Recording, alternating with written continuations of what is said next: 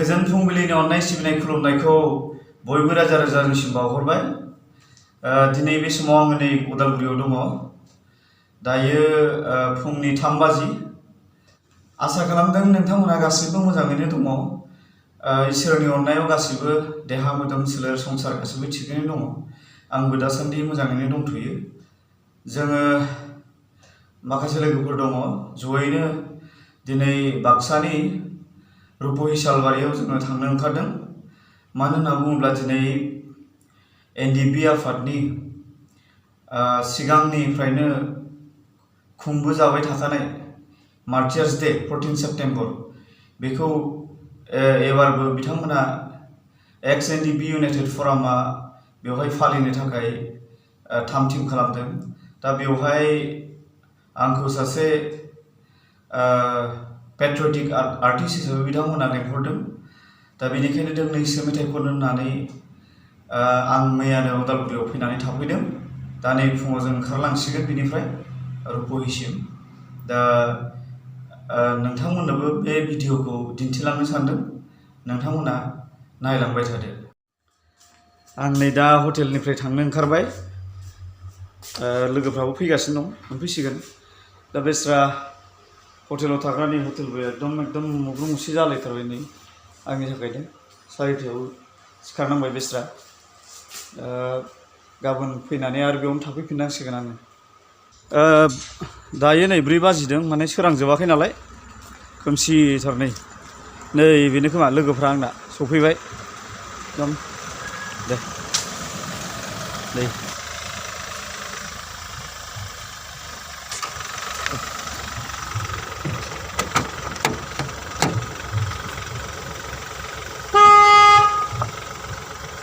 जाबाय दे औ दे good morning सै बयखौबो दे। बैयाव माबायाव थाङा नोङो मार्टियार्स माबायाव आंनो बस थांनो सानदों। हाबलां नोङो ओमफ्राय माखासेबो थांनो हाबाबो जायो नामाब्रा। 14 सेप्टेम्बर एनडिपि आफादनि मार्टियार्स डे मुंख्लं सान। दा बिनिनो नै फुंनि गिबि हाबाफारि फ्लेग हस्टिं एबा फिरफिला बिरहोनाय हाबाफारि जानो थांगासिनो दङ। नै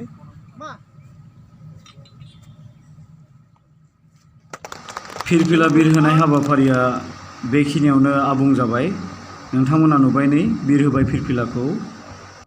दिनैनि बे नैथि हाबाफारि नै मार्टियार्स दम मान बावनाय बे हाबाफारिया जानो थांगासिनो दङ।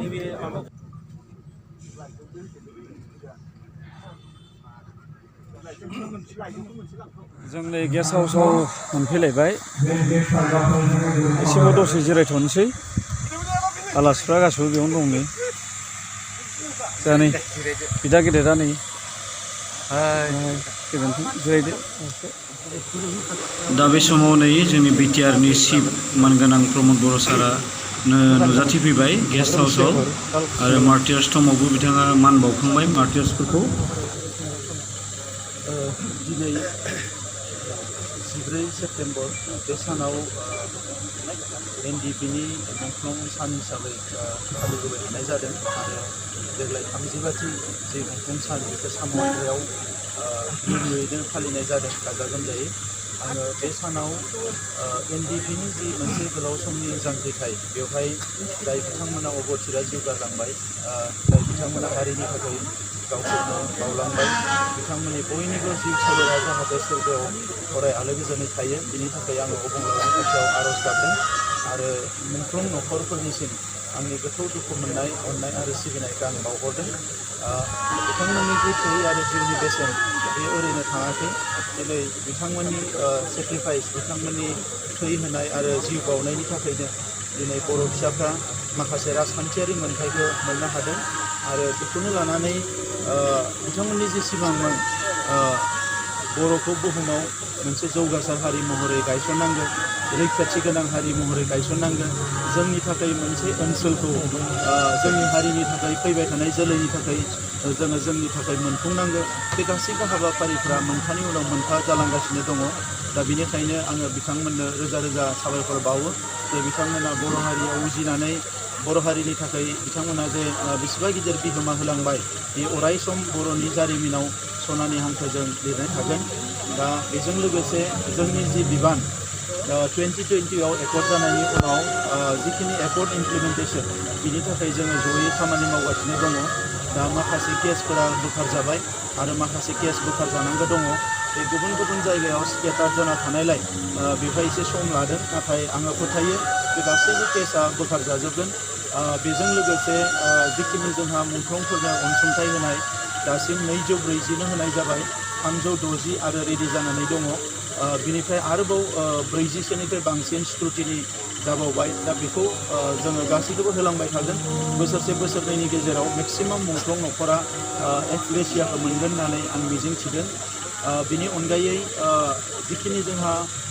जोंनि बे सोमावसारनाय जांख्रिथायखौ अराय सम इयुन जोलैया मिथिजासे जों बेखौ गोजोर खालामनानै दोनलांनो थाखाय नैबे साम' हाथायावनो मोनसे बिटिआर एकर्डनि गोरोबथानि बायदियै मोनसे मेम'रियेल मिउजियाम मार्टियार मेम'रियेल मिउजियाम मोनसे बेवहाय जागोन आरो बिदिनो दिनै अन्थाइ खाम्फाखौ गायसननाय जादों आरो बे मिउजियामाव जेसेबां मुंख्लं जाबाय बिथांमोननि मुङा बेवहाय लिरनाय थागोन जोंनि गिबि मुंख्लं बि बांबुरगोरा बिथांनि गिदिर मुसुखा थागोन आरो बेजों लोगोसे बेवहाय मोनसे लाइब्रेरि जागोन डिजिटेल लाइब्रेरि जागोन आरो गुबुन गुबुन समाव बोरैहाय सोमावसारबोदोंमोन बिनि माखासे स्ट'रिजफोरा बेवहाय लिरथुमनाय जागोन एबा बेवहाय दोनथुमनाय जागोन जाहाथे इयुन जोलैफ्रा फैनानै बर' हारिनि थांखांनाय समनि जि जारिमिन जि सेक्रिफाइस बेखौ जाहाथे बयबो बुजिनो हायो बिनि थाखायनो बे मिउजियामखौ बेवहाय लानाय जादों जिखिनि जोंहा गुबुन गुबुन बिथिङाव जौगानांगौ दङ बेखौ जोङो लासै लासै मावलांबाय थागोन आरो दायो एनडिएफबिनि बारग' दैदेनगिरि बिथांमोना जयै थालांनाय जि एजेन्डा बेखौ मावनो थाखाय खामानि मावगासिनो दङ आं बिथांमोनखौ साबायखर होयो आरो इयुनाव जाहाथे जोंनि जि थांखिमोन सोमावसारनायनि जांख्रिथायनि बेजों लोब्बा लानानै हारि दानायनि फारसे हारि खौसेथिनि फारसे हारियाव गोजोन थासारिखौ लाबोनायनि फारसे अराय सम खामानि मावलांबाय थागोन आं बेखौ मिजिंथिदों मानोना 2020नि जि एकर्ड बेखौ लानानै सारा भारतआवनो दिनै भारत हादोरनि दैदेनगिरिफ्रानो बाख्नायो आरो सा सानजा भारतआव दासिमबो जायफोर सिलाय लानानै सोमावसारग्रा ग्रुप दङ बिथांमोनखौ जोंनि एनडिएफबि एबा बर' रिभलिउसनारिफोरनि एग्जाम्पोलखौनो होनानै बिदिन्थिखौनो होनानै बेवहाय माने बिथांमोना पिस प्रसेसखौ आवगायगासिनो दङ दा बेनिखायनो जोंनि पिस प्रसेसा साक्सेस जानांगौ स्टेबिलिटि फैनाय लोगो लोगोनो दायो जोंनि लाइमोनफोरखौ आइएस अफिसार बानायनो आइपिएस बानायनो थाखाय जोङो डक्टर इन्जिनियार बानायनो थाखाय खामानि मावनो हादों आरो गोबां जोंनि लाइमोनफोरखौ साख्रि बाख्रि होनाय बायदिसिना बेखौबो जों खालामनो हादों बावैसो आसाम गभर्नमेन्टजों जोंहा जि सावरायनाय जालांबाय बेवहाय आसाम पुलिसाव जायफोर साख्रि ओंखारबावगोन बेवहाय 2% एनडिएफबिनि एक्स केडारफोरनि नामाव एबा एक्स वार्कारफोरनि नामाव रिजार्भ खालामनानै रिक्रुटमेन्ट खालामनायनि बाथ्राखौ आसामनि चिफ मिनिस्टार बिथाङा बुंदों दा बेबायदि माखासे खामानिखौ जोङो मावलांबाय थागोन आं मिजिंथिदों जे दिनैनि हाबाफारिया जोबोद साबसिन जागोन नै दा बेलासिनि हाबाफारिया जानो आवगायगासिनो दङ नै जोंहा आदा गोमोथाव नै सेरजा दामसिगोन गोदै गोदैनो दा फोरखौ गोजोन होसिगोन आदाया क'क्राझारनिफ्राय फैदों बिराद गोजाननिफ्राय बेनिखायनो जोंहा गासिबो लोगोफोर गोजानानै दामग्राफ्रा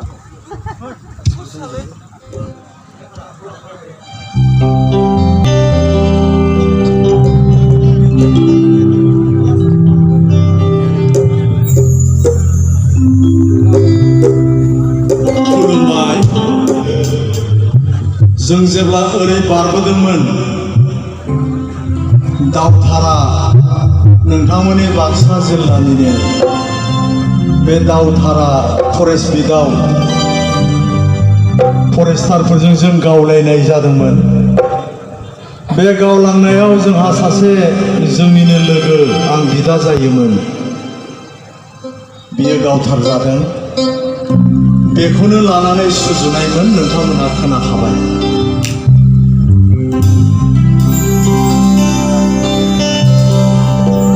आदाखौ लांबाय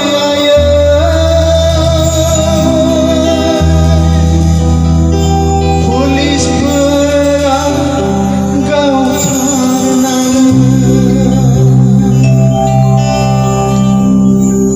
आदाखौ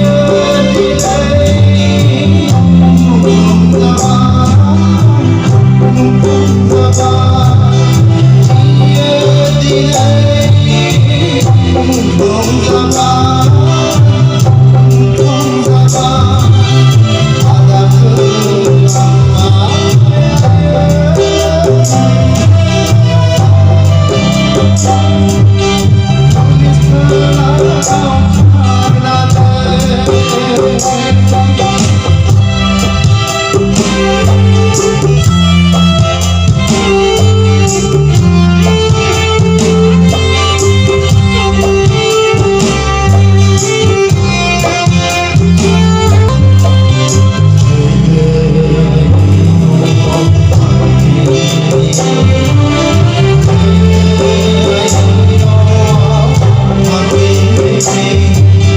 Ghiền Mì Gõ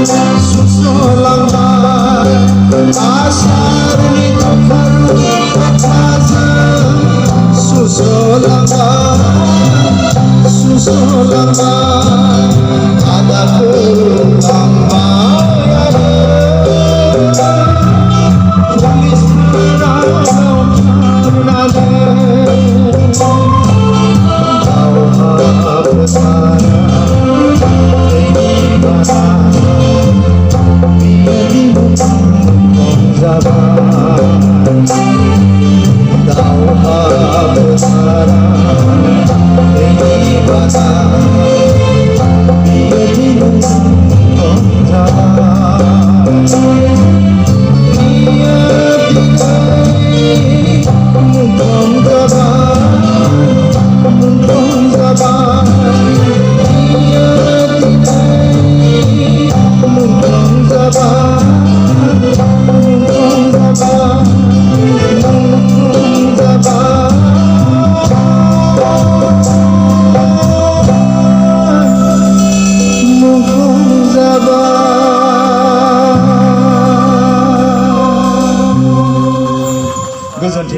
हाबाफारियावनो आङो जोंनिनो सासे मैखोम मिउजिक डाइरेक्टर आरो बर'नि गेजेराव मिउजिकजों साबसिन मुं बान्था मोननो हानाय आदा गोमोथाव बिथांखौ लोगो मोन्दों।